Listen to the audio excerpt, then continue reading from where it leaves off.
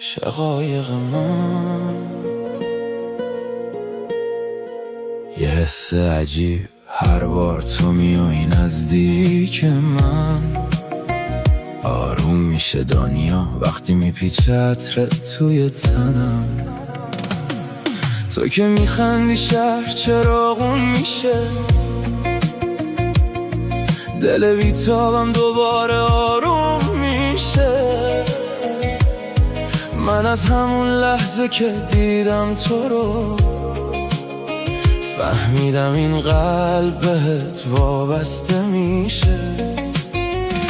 تو مثل بارون روی کویر منی، نفس گرم آخر مسیر منی.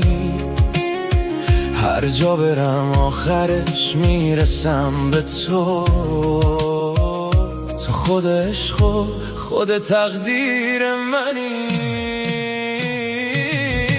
یه کاری کردی با دلم که از همه دنیا بریدم. فقط کافیه باشی تو کنار من، انگار که پریدم. نزدیک من شو که دلم آروم بگیره، دستامو بگیر نذار این حس بمیره.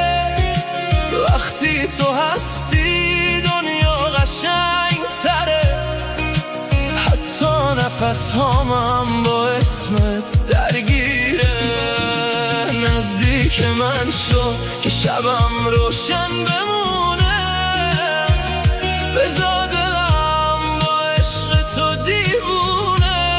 من غیر تو هیچ آرزویی ندارم، بمون که قلبم فقط با تو میتونه.